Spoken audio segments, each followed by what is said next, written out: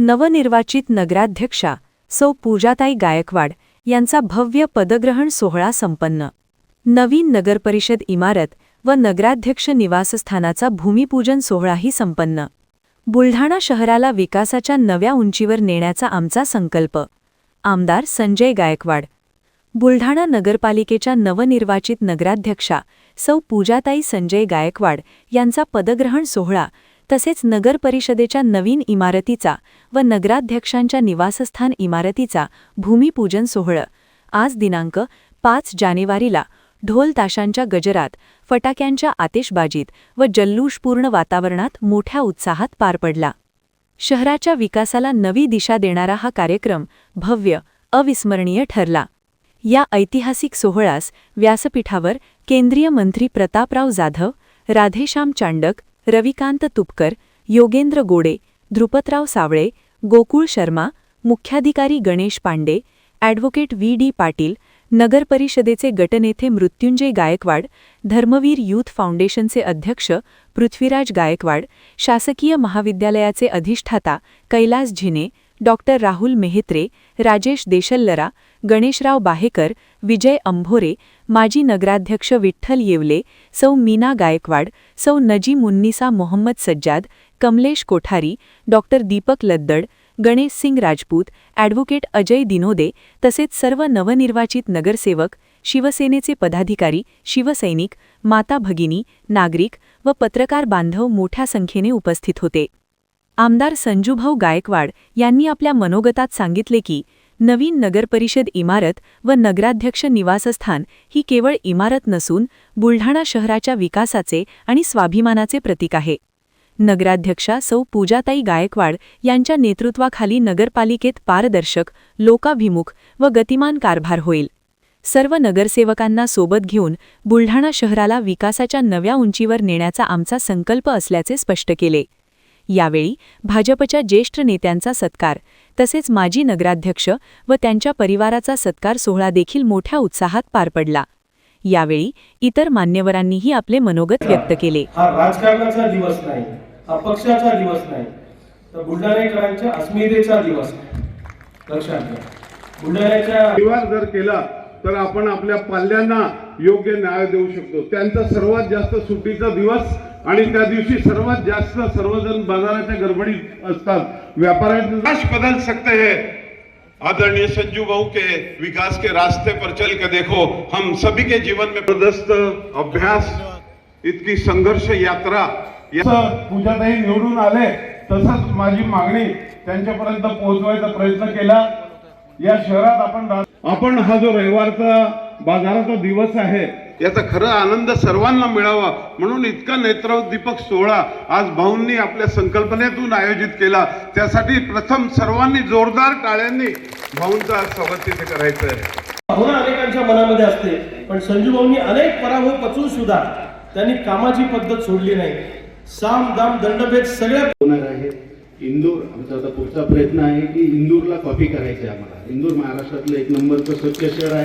बुलढाणा तुम्हाला येणाऱ्या 6 महिन्यामध्ये आम्ही एकदम पूर्ण गतीने आमच्या आता काही नगरसेवकांना घेऊन आम्ही इंदूरचा दौराही करू आणि इंदूरला राबवण्यात आलेला पॅटर्न या ठिकाणी आम्ही राबवण्याचा प्रयत्न करू। अशा प्रकारे मागील 4 ते 5 वर्षापासूनचा हा विषय या ठिकाणी मी सांगितला। येणाऱ्या काही दिवसामध्ये मला यात काही शंका वाटत नाही की पुढील 5 वर्षे हे बुलढाण्याच्या शहराच्या इतिहासात नक्कीच सुवर्ण अक्षरांनी लिहिल्या जातील, कारण त्या नगरपालिकेच्या पाठीमागे अतिशय कल्पक विजन असणारं नेतृत्व आहे। त्या नेतृत्वाबद्दल 2च शब्द सांगेल। जो पानी से नहाते हैं वो लिबास बदलते हैं, जो पानी से नहाते हैं वो लिबास बदलते हैं, जो पसीने से नहाते हैं वो इतिहास बदलते हैं। आम्ही सगळे एकत्र असू, तुम्हाला काही संकट पडण्याचं काम भविष्यामध्ये नागरिकांना येणार नाही। तुम्हाला काही संकट पडतात आमच्यातले मतभेद असले की, पण इथून पुढे तुम्हालाही संकट पडणार नाही।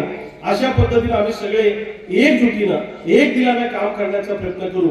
मी जरी विरोधी पक्षात असलो तरी अनेक मागण्या घेऊन मोर्चे काढतो, आंदोलन करतो, तर संजय सत्ताधारी पक्षात आहे, त्यामुळे आम्हालाही जरा तिथं सोपं झालं। अनेक मागण्या यांच्याकडे रेटल्या की त्या सभागृहामध्ये जातात, मुख्यमंत्र्यांपर्यंत जातात। त्यामुळं बुलढाण्याचा दुवा हा महाराष्ट्राच्या राजकारणाच्या चळवळीच्या इतिहासामध्ये सुद्धा यांचं मोठं योगदान भविष्य काळामध्ये राहील असं मला वाटतं. नको देऊन टाकावं इतकं म्हणजे हा जो आता इतके नगरसेवक हे तर कोणाचं वाटलं की त्यांनाही वाटलं नसेल. इतके नगरसेवक निवडून येतील, इतका मोठा सपोर्ट मिळेल, विरोधाचं कामच नाही राहिलेलं काहीच नाही. त्यामुळे अतिशय आपण खूप चांगला विकास या शहराचा होईल असं वाटते. आणि नागरिकांच्या काही खूप जास्त अपेक्षा नसतातच लोकांना वीज भेटली पाहिजे, रस्ते असले पाहिजे, लाईट लागली पाहिजे, कचरा उचलला पाहिजे. याच्यावर जास्त सामान्य माणसाला काही घेणं नाही काय चालतं नगरपालिकेत. कारण की नगरपालिकेची चालते ते जर ऐकलं तर पुढे ICU मध्ये भरती व्हावं लागतं माणसाला. तेव्हा फार नगरपालिका मी 5 वर्ष सांभाळली, फार डेंजर कार्यक्रम होतो सगळा असा.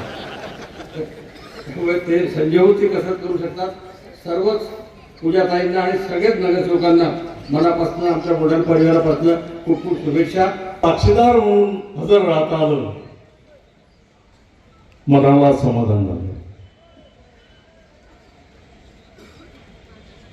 निवडणूक संपली, आम्ही निवडणुकीमध्ये वेगळा प्रचार केला, आमची भूमिका मांडली, लोकांनी कौल संजय भाऊला दिला. आणि म्हणून अगोदरच्या वक्त्यांनी सांगितलं की गेल्या 30-35 वर्षापासून संजू भाऊचे कष्ट आहे, प्रयत्न आहे, संघर्ष आहे आणि त्यातून कुठंतरी आजचा दिवस या ठिकाणी उगवलेला आहे की शहरं वाढत चालली, आपण तेवढंच आहोत. कालच मुख्यमंत्र्यांची सही झाली आणि आपल्या बुलढाणा शहराचं हद्दवाढीचं फाईल गॅजेट नोटिफिकेशन करता गव्हर्नमेंट गॅजेटमध्ये त्या ठिकाणी गेलं आहे. म्हणजे शहराची हद्दवाढ सुद्धा त्या ठिकाणी आता जवळपास पूर्ण होते. आणि बुलढाणा शहराच्या मूळ शहरापासून तर 5 किलोमीटर लांबपर्यंत अंडरग्राऊंड ड्रेनेज सिस्टीम, भूमिगत भुयारी गटार योजना सुद्धा आपण आता प्रस्तावित केली आहे. 450 कोटी रुपये तिचा खर्च होता. आता 5 किलोमीटरची हद्द वाढल्यामुळे 1200 कोटीपर्यंतचा खर्च, म्हणजे याची येणाऱ्या काळामध्ये आपल्याला नाली गटार वगैरे कधीच पाहायला मिळणार नाही. अशा प्रकारची स्थिती आपल्याला येणाऱ्या काळात पाहायला मिळणार आहे. ज्या संगम तलावामध्ये कोणी आत्महत्या पण करायची हिंमत करत नाही, त्या संगम तलावामध्ये आपण ट्रॅक करतोय, रनिंग ट्रॅक करतोय, वॉकिंग ट्रॅक करतोय. आपण TV तलावामध्ये पण ते वॉकिंग ट्रॅक करतोय, रनिंग ट्रॅक करतोय. सगळ्या प्रकारची गार्डन. आता काल सनसेट पॉईंटचं उद्घाटन केलं. 2,13,00,000 आणि आता आणखीन 1 कोटी काही 65 लाखापर्यंत पैसे टाकणार आणि या शहराला सुंदर कसं करता येईल या ठिकाणचे मी प्रयत्न सुरू करणार आहे. हिंदू स्मशानभूमी तिकडे तळ्याच्या काठावर जाताना अतिक्रमण आहे. सगळ्या झोपडपट्ट्या, सगळ्या शहरातल्या एकही झोपडपट्टी मी अतिक्रमणात ठेवत नाही. गेल्या मागच्या 15 दिवसात माझे सगळे प्लॅन तयार झाले, माझ्या सगळ्या साईटचं मेजरमेंट झालं, काहीचे प्रस्ताव तयार करायला गेले. त्या झोपडपट्टीचं पुनर्वसन करून तो सगळा रस्ता मोकळा करून ती बाजूला शिफ्ट करायची. त्या मोठ्या तलावाला भिंत बांधायची, त्याचं लेवल करायचं, त्याच्यावर लोकांना घरं बांधून द्यायची आणि उर्वरित शहरातल्या 13 झोपडपट्ट्यांवर प्रधानमंत्री आवास योजनेची घरं बांधून द्यायची. हा सगळा DPR आमचा रेडी झालेला आहे, सगळा DPR. यापुढे या शहरामध्ये कोणीही कचरा रस्त्यावर टाकणार नाही ही शपथ आपण घेतली पाहिजे. कारण शेवटी माझं शहर सुंदर शहर, माझं शहर बुलढाणा शहर, माझं शहर स्वच्छ शहर ही संकल्पना जोपर्यंत आम्ही ठेवत नाही तोपर्यंत शहर स्वच्छ करणं ही कोणा एकाची जबाबदारी नाही. तो जन्म आम्ही या गावात घेतला म्हणून ती जबाबदारी आमची देखील आहे. हे आपण सगळ्यांनी कर्तव्य म्हणून ठाम म्हणून ठेवलं पाहिजे. मी तर कडक करणार आहे. मी तर पान खाऊन थुकण्याला पण दंड करणार आहे भाईजी. कोणी पचका मारला की त्यालाही दंड बसणार आहे. पण शेवटी कायदा करून दंडात्मक कारवाई केल्यापेक्षा अवेअरनेस आपल्यामध्ये जोपर्यंत येत नाही की ज्या शहरात माझा जन्म झाला, ज्या शहरात मी लहानचं मोठं झालं, हे शहर सुंदर राहिलं पाहिजे, दिव्य दिसलं पाहिजे, चांगलं राहिलं पाहिजे.